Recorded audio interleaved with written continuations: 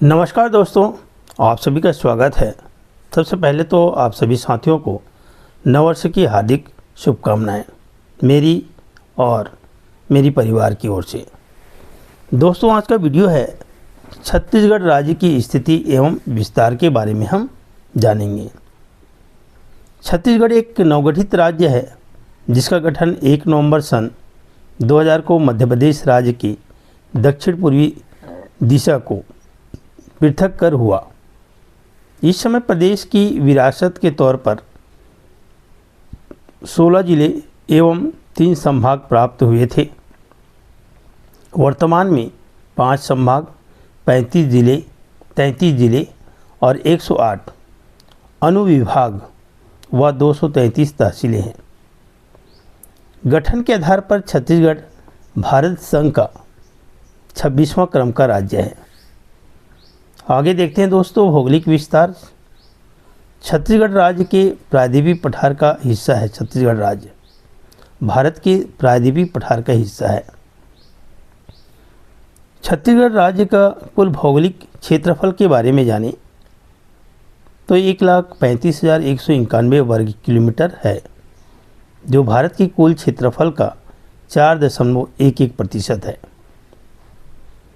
क्षेत्रफल की दृष्टि से देखें, छत्तीसगढ़ का भारत में 9वां स्थान है।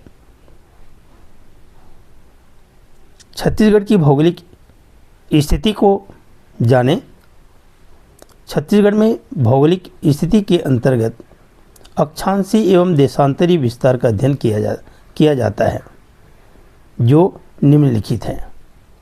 दोस्तों, हम सब जानते हैं कि अक्षांश रेखाएं क्या है। ग्लोब को अगर बीचों बीच 2 भागों में बांटते हैं या भूमध्य रेखा के समानांतर जो रेखाएं खींची जाती है उसे अक्षांश रेखा कहते हैं। और ग्लोब को ऊर्ध्वाधर ऊपर से नीचे अगर हम काटते हैं या जो रेखाएं खींची जाती हैं उसे देशांतर रेखा कहते हैं। छत्तीसगढ़ का अक्षांशीय विस्तार देखें साथियों। अक्षांशीय विस्तार 17 अंश 46 सेकंड उत्तरी अक्षांश से 24 अंश 5 सेकंड उत्तरी अक्षांश तक है। सुदूर उत्तर बिंदु को देखें। सुंदरी गांव, रामानुजगंज, बलरामपुर 17 अंश 46 सेकंड उत्तरी अक्षांश। और दक्षिणी बिंदु को देखते हैं तो कोंटा, सुकमा 24 अंश 5 सेकंड उत्तरी अक्षांश पर स्थित है। छत्तीसगढ़ राज्य की कुल लंबाई देखें उत्तर से दक्षिण तक तो 700 से 800 किलोमीटर उत्तर से दक्षिण तक इसकी लंबाई है। कर्क रेखा 23.5 अंश अक्षांशीय रेखा छत्तीसगढ़ से गुजरती है। तो देखें कर्क रेखा 23.5 अंश उत्तरी अक्षांश या छत्तीसगढ़ के 4 जिले से क्रमशः पहला है महेंद्रगढ़ में चिरमिरी भरतपुर, दूसरा कोरिया जिला, तीसरा सूरजपुर और चौथा है आपका बलरामपुर से होकर गुजरती है।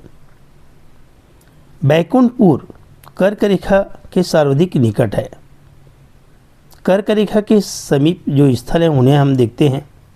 महेंद्रगढ़ जिला में महेंद्रगढ़ भरतपुर, कोरिया जिला में सोहनत बैकुंठपुर कर्क रेखा के सर्वाधिक निकट है। तीसरा है सूरजपुर जिला में प्रतापपुर, ओड़गी और चौथा है बलरामपुर जिला में बलरामपुर और कुसमी है। दोस्तों, छत्तीसगढ़ में कर्क रेखा सर्वाधिक बलरामपुर जिले से एवं सबसे कम कोरिया जिले से होकर गुजरती है। साथियों, छत्तीसगढ़ का देशांतरी विस्तार देखें। देशांतरी विस्तार 80 अंश 15 सेकंड पूर्वी देशांतर से 84 अंश 25 सेकंड पूर्वी देशांतर पर स्थित है छत्तीसगढ़। सुदूर पश्चिम बिंदु को देखते हैं। पश्चिम में भद्रकाली, भोपालपट्टनम, बीजापुर 80 अंश 15 सेकंड पूर्वी देशांतर से सुदूर पूर्व बिंदु को हम देखते हैं। गिरला, जसपुर 84 अंश 25 सेकंड पूर्वी देशांतर पर स्थित है। कुल चौड़ाई छत्तीसगढ़ राज्य की 435 किलोमीटर पूर्व से पश्चिम है। दो देशांतरी रेखाओं के मध्य लगभग 4 मिनट का समय अंतराल होता है। तो दोस्तों, ये हम सभी अवगत हैं कि सूर्य की किरणें एक देशांतर को पार करने में 4 मिनट का समय लेता है। अतः इनके मध्य 16 मिनट 36 सेकंड का समय अंतराल होगा। देशांतरी रेखाओं से समय अंतराल का मापन किया जाता है। साथियों, भारतीय मानक समय रेखा 82.5 अंश पूर्वी देशांतर है। तो हमारे देश की जो मानक समय है जिसे मापन करते हैं या टाइम निश्चित की जाती है या समय सीमा निर्धारित किया जाता है देश की, वो 82.5 अंश पूर्वी देशांतर से की जाती है। भारतीय मानक समय रेखा स्टैंडर्ड टाइम छत्तीसगढ़ के 8 जिले क्रमशः सूरजपुर, कोरिया, महेंद्रगढ़, चिरमिरी, भरतपुर, चौथा है कोरबा, पांचवा जांजगीर चांपा, आठवां है बलौदाबाजार, 7 महासमुंद, 8 गरियाबंद से होकर गुजरती है। 82.5 अंश पूर्वी देशांतर रेखाएं। कर्क और भारतीय मानक समय रेखा का कटान बिंदु को देखते हैं।